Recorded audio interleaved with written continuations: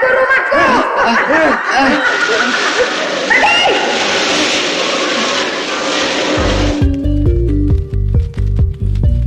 Di film yang satu ini mengisahkan tentang balas dendam seorang wanita yang diperkosa. Dia meninggal dan berubah menjadi sundel bolong untuk balas dendam dan meneror orang yang telah memperkosanya. Dia menganggap kalau orang yang menggarapnya telah menghancurkan masa depan kehidupan rumah tangganya.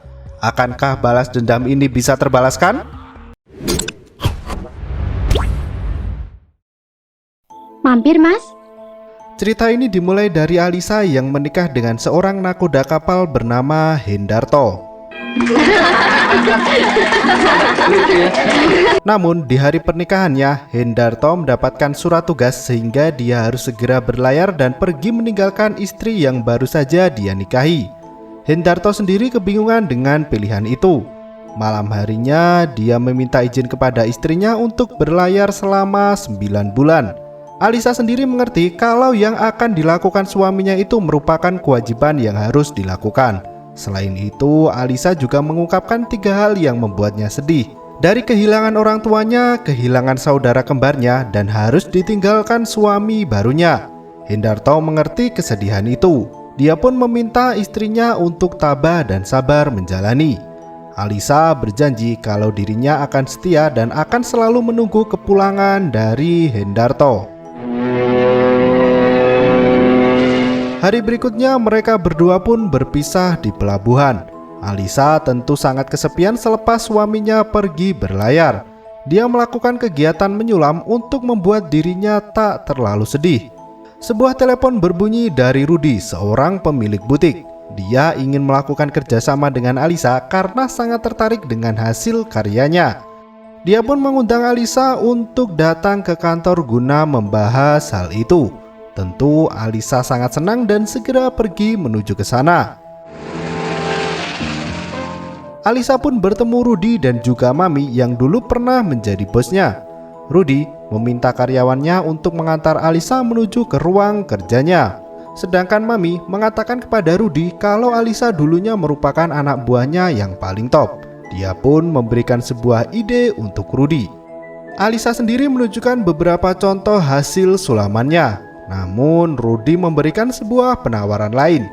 Dia berniat untuk menjadikan Alisa model di butiknya. Dia berharap dengan itu Alisa tidak akan kesepian lagi.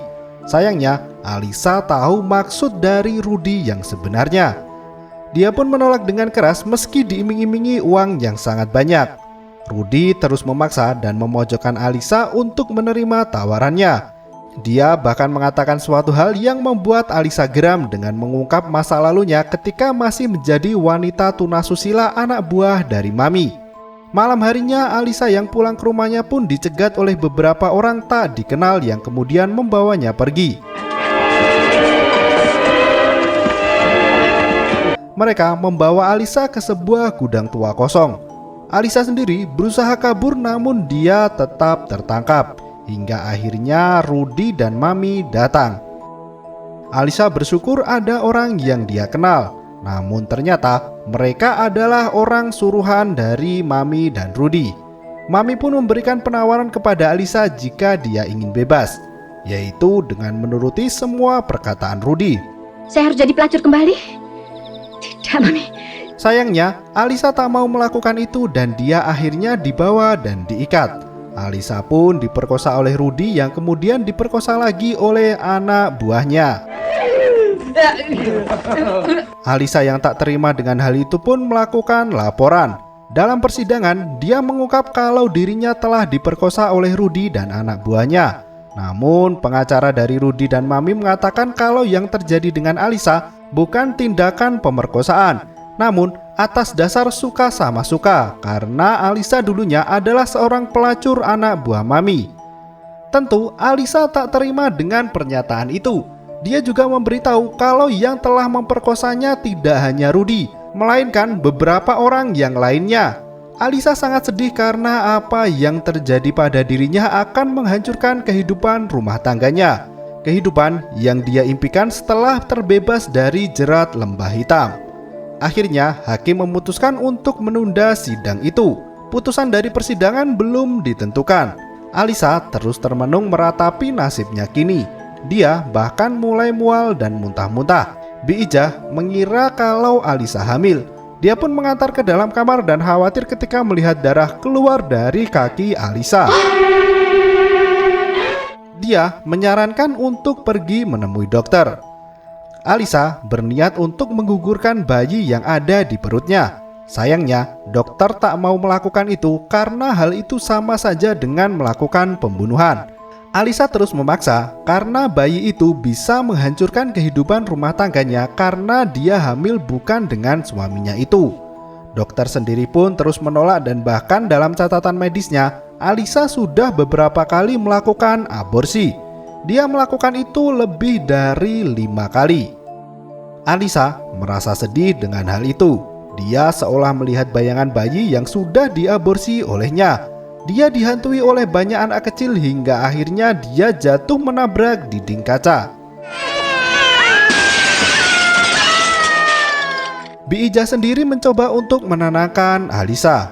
Dia memberikan sebuah surat dari Hendarto untuk Alisa. Namun, Alisa yang membaca surat itu tak begitu senang karena suaminya akan pulang seminggu lagi.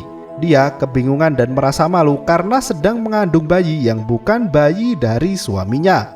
Alisa pun meminta bantuan Bi Ijah untuk menggugurkan kandungannya. Tentu Bi Ijah tak mau melakukan hal itu.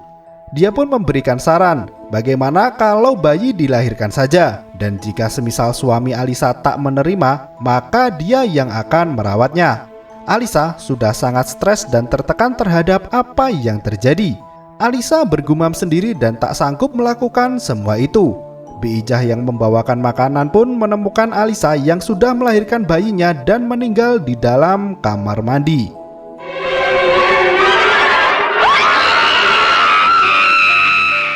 Setelah kepulangan Hendarto, Bi Ijah mengantarkan menuju makam Alisa. Dia menanyakan tentang apa yang terjadi sebenarnya. Namun, Bi Ijah hanya memberitahu semenjak terjadi pemerkosaan, Alisa hanya terus mengurung diri di dalam kamar. Bi Ijah juga mengatakan kalau Alisa sangat berterima kasih kepada Hendarto karena baginya Hendarto adalah dewa penolong yang membawa Alisa keluar dari dunia yang gelap. Sudahlah Bi, mari. Hendarto yang sudah sampai rumah terkejut karena ada bunga yang berada di atas kursi. Dia pun mencoba menanyakan kepada Bi Ijah, namun Bi Ijah tak tahu dari mana dan dia tidak membawa bunga itu. Hendarto pun kembali mengingat pertama kali dia bertemu dengan Alisa, yaitu ketika masih menjadi pelanggan dari Mami, hingga akhirnya mereka berdua pun menikah. Sementara, Mami mendatangi Rudy yang sedang menggarap karyawannya. Dia mengutarakan kegelisahan tentang apa yang terjadi selanjutnya. Rudy mencoba menenangkan dan mengatakan kalau mereka mendapatkan sebuah keuntungan karena Alisa sudah meninggoy. Setan Alisa pun mendatangi Hendarto yang sedang tidur. Dia meminta maaf atas apa yang terjadi dan harusnya dia tak menjadi istrinya. Hendarto pun terbangun dengan kejadian itu. Dia memutuskan untuk pergi mencari angin. Mobil yang ditumpanginya pun berhenti ketika ada kucing yang berada di tengah jalan. Ada seorang perempuan yang berada di sana. Hendarto terkejut karena wajah perempuan itu mirip dengan Alisa istrinya. Perempuan itu pun mengaku kalau dirinya adalah Sinta, saudari kembar dari Alisa. Tentu Hendarto terkejut karena menurut cerita Alisa, saudaranya sudah meninggal di umur 10 tahun. Sinta tentu tak membenarkan hal itu dan buktinya dia masih hidup. Hendarto pun akhirnya mengajak Sinta untuk pulang. Bi Ijah yang membukakan pintu terkejut dengan kehadiran Sinta. Dia bahkan tak bisa berkata apa-apa. Sayangnya ketika Sinta menanyakan tentang saudara kembarnya itu, Hendarto hanya bisa menjawab kalau Alisa sudah meninggal beberapa minggu yang lalu. Sinta sangat sedih dan tiba-tiba dia pamit untuk pulang. Anehnya, Sinta menolak ketika ditawari untuk diantar pulang oleh Hendarto. Bi Ijah sendiri menanyakan kebenaran kalau dia adalah Sinta, saudara kembar dari Alisa. Apa betul itu saudara kembarnya, Non? Di tempat Mami sendiri, Bram disuruh untuk mengantar salah satu pesanan pelanggan. Sesampainya di hotel dan ketika hendak pulang, Bram digoda oleh cewek bule dan diajak untuk bermain. Namun ketika sampai di kamar dan hendak memulai sesuatu, wanita itu berubah menjadi sundel bolong. Bram tambah terkejut ketika melihat wajah Alisa ada di sana. Dan akhirnya sundel bolong Alisa pun membunuh Bram sebagai permulaan balas dendam karena Bram merupakan anak buah dari Rudy yang juga telah memperkosanya. Mami yang berada di rumah menunggu Bram kebingungan karena Bram tak kunjung terlihat. Dia memerintahkan Ceking untuk mencari Amin si tukang becak guna menyusul Bram ke hotel. Bego deh kamu. Si tukang becak Amin? Tolol deh kamu. Aku cuma suruh kau panggil si Amin kemari. Ini si Aminnya. Nyonya panggil saya. Sundel bolong Alisa sendiri kelaparan dan memesan sate yang ada di pinggir jalan. Dia memesan 200 tusuk. Para penjual tersebut pun sempat curiga dengan pesanan dari Alisa. Kecurigaan bertambah ketika Alisa mengambil sate yang belum selesai dibakar dan dia memakan semua itu dengan cepat. Soto. Setelah itu dia tambah minta soto, tapi tidak menggunakan mangkok, melainkan langsung dari pancinya. Tak ayal penjual itu pun mengintip punggung Alisa dan mendapati punggung yang bolong penuh dengan belatung. Sudah bolong. Mereka pun lari tunggang langgang hingga menabrak Amin yang sedang menuju ke hotel. Mereka memberitahu kalau ada sundel bolong. Mas, sampean balik wae, Mas. Apa balik? Wong lagi ngodek kon balik. Namun Amin tak percaya dengan hal itu. Dia pun melanjutkan perjalanan dan melihat seorang perempuan yang sedang berjalan sendirian. Amin menggoda dan memberikan tumpangan. Dengan sedikit basa-basi ringan, Amin pun meminta sun kepada setan Alisa. Alisa sendiri mempersilahkannya kalau dia bisa melakukan itu. Namun ketika Amin hendak menciumnya, sedel becaknya naik turun sehingga dia kesulitan untuk mencium setan Alisa. Dia pun menyerah melakukan itu dan tiba-tiba wajah Alisa sudah menjadi tengkorak. Naik saya sih, Mang. Aduh, lah becakku baca. Aduh, sundel bolong. Amin yang melihat itu pun ketakutan dan segera pergi meninggalkan becaknya. Dia segera kembali dan melapor kepada Mami kalau dirinya melihat sundel bolong. Mami tentu tidak percaya. Dia menyalahkan Amin karena jika dia lebih cepat, maka berita kematian Bram akan segera sampai di telinganya. Ceking sendiri tertawa mendengar cerita dari Amin. Dia malah menyepelekan dan mengatakan kalau dirinya bertemu dengan sundel bolong, maka dia akan memaku kepalanya. Siapa tahu menjadi wanita cantik dan dia kawini. Lu lihat, tar malam gue satronin dia. Ceking berniat untuk membuktikan omongannya itu. Dia pun pergi membawa paku dan balu. Ceking bertemu dengan perempuan yang mengaku sundel bolong. Karena tak percaya begitu saja, dia pun melihat kaki yang ternyata kakinya mengambang. Wajah perempuan itu pun berubah menjadi tengkorak. Ceking yang lari ketakutan meminta tolong pada Hansip yang sedang berjaga. Namun ternyata Hansip itu merupakan jelmaan dari sundel bolong. Dan Ceking yang melihat itu pun pingsan seketika. Berganti ke Gadung, anak buah Mami yang sedang dalam perjalanan pulang. Dia melihat wanita yang mencegatnya. Wanita itu mengatakan kalau dia mengira mobil yang dia cegat adalah milik temannya yang sering mengajari menyetir mobil. Melihat kesempatan itu, Gadung segera menawarkan jasanya, namun dia meminta sebuah bayaran. Wanita itu pun setuju dan akan memberikan segalanya. Dalam perjalanan, wanita tersebut pun berubah menjadi Alisa dan dengan cepat dia pergi menuju ke gudang tua. Tak hanya itu, mobil milik Gadung pun ditabrak hingga dia kesulitan bergerak. Sekarang giliranmu aku perkosa. Gadung pun mati karena mobilnya terbalik. Dia mati dibunuh oleh setan Alisa. Hari berikutnya, berita kematian Bram tersiar melalui radio. Dalam berita itu, ada kemungkinan kalau semua berhubungan dengan kasus dari Alisa yang sampai saat itu belum diputuskan oleh pengadilan. Hendarto yang mendengar hal itu pun terkejut. Sementara, Rudy mendatangi Mami dan memberitahu kalau Gadung sudah meninggal. Dia berpikir kalau kemungkinan yang melakukan semua itu adalah Hendarto. Sayangnya, Mami tak berpikir ke sana karena Hendarto tak mengenal Bram dan juga Gadung. Namun Rudi sangat meyakini itu. Dia berniat untuk mendatangi Hendarto sebelum semuanya menjadi semakin sulit. Hendarto yang pulang bekerja pun dicegat oleh anak buah dari Rudi. Mereka mengepung dan berniat untuk menghabisi Hendarto.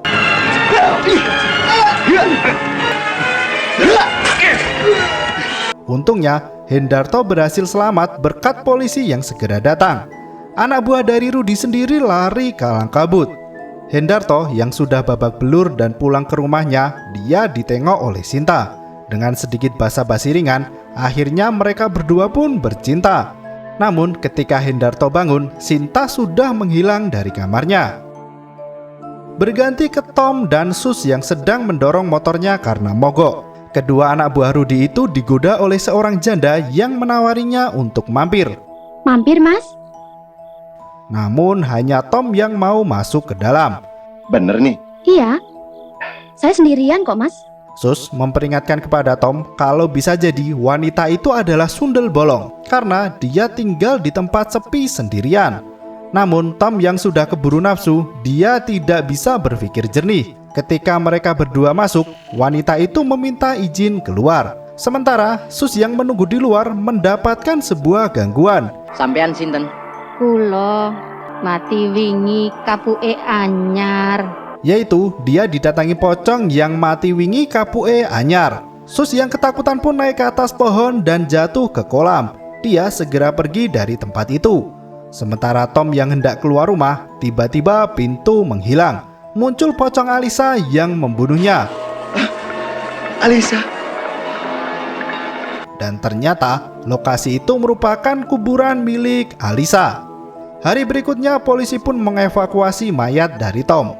Polisi di sana menanyakan keanehan yang terjadi dan sebuah fenomena arwah yang gentayangan. Tentu hal itu membuat semua orang kebingungan. Pak Ustadz yang di sana pun memberitahu kalau kemungkinan orang yang mati bunuh diri itu belum bisa tenang. Hanya kepada Allah lah kita berlindung.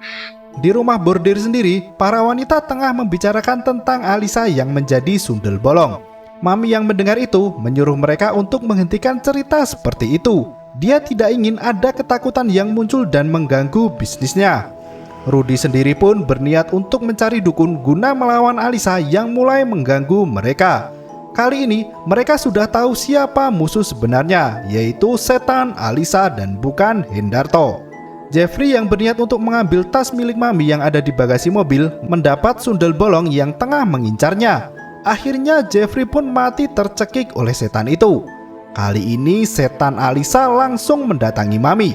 Tentu Mami terkejut melihat sundel bolong dan meminta ampun untuk tidak dibunuh. Sayangnya Alisa tetap membunuh Mami dengan melemparkannya ke tiang listrik. Mayatnya pun akhirnya terbakar. Pihak polisi pun menjelaskan kalau Alisa memang mempunyai saudara kembar bernama Sinta. Namun dia sudah meninggal ketika berumur 10 tahun. Dan yang jadi pertanyaan Hendarto adalah siapa Sinta yang selalu menemuinya? Kemungkinan Alisa adalah Sinta itu sendiri. Dia akan menjadi Sinta ketika menemui Hendarto dan akan berubah menjadi sundel bolong ketika menemui musuhnya. Hendarto pun berniat membuktikan sendiri tentang kebenaran istrinya yang menjadi setan sundel bolong. Rudi dan anak buahnya mendatangi kuburan milik Alisa bersama dengan seorang dukun. Di saat yang bersamaan, Hendarto yang hendak pergi dicegat oleh Sinta. Dia pun mengajak Sinta untuk makan malam bersama. Kali ini, Hendarto menanyakan tentang kebenaran Sinta yang juga Alisa. Sayangnya, Sinta hanya bisa terkejut. Tiba-tiba, dia berpamitan untuk pergi dan mengatakan kalau ada yang ingin merusak makamnya, yaitu Rudi. Hendarto sendiri kebingungan dan dia menemukan tas milik Sinta yang tertinggal. Di sana ada sebuah foto perkawinannya dengan Alisa dahulu. Hendarto segera pergi menyusul Sinta dan ada polisi yang ingin ikut bersamanya. Hendarto pun menjelaskan kejadian itu dan polisi itu sangat yakin kalau Alisa adalah Sinta. Di dalam kuburan sendiri, anak buah Rudi yang berniat untuk merusak makam mendapatkan gangguan dari sundel bolong. Namun sang dukun menyuruhnya untuk terus maju. Jangan ganggu rumahku.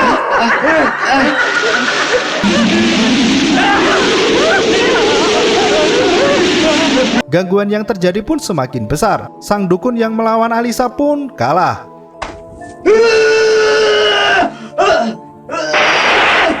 Sementara anak buah Rudi yang lari ketakutan pun akhirnya mati terkena serangan tangan dari Alisa. Kini tinggal Rudi seorang diri. Dia berniat untuk kabur, namun Alisa terus mengejarnya. Rudi yang berusaha kabur pun akhirnya terpojok dan Alisa berniat untuk membunuhnya. Hendarto yang datang bersama pihak kepolisian pun mencegah Alisa untuk melakukan hal itu. Alisa memaksa Rudi untuk mengakui semua kejahatannya di hadapan Hendarto dan pihak kepolisian. Namun sayangnya, setelah Rudi mengakui semua kejahatan yang telah ia lakukan, dia pun meninggoy. Hendarto menyuruh Alisa untuk melepas semuanya. Pak Ustadz pun memimpin doa dan akhirnya Alisa sudah tenang. Teror Sundel Bolong pun berakhir. Sebuah film horor dari tahun 1980-an. Bang Supeh sendiri masih ingat kalau dulu pernah nonton film ini ketika masih SD. Waktu itu biasanya setelah pulang sekolah. Dengan suasana desa di Magelang membuat kesan film itu bertambah ngeri. Sundel Bolong, kisah balas dendam dari wanita yang telah diperkosa dan dihancurkan hidupnya. Terima kasih dan sampai jumpa.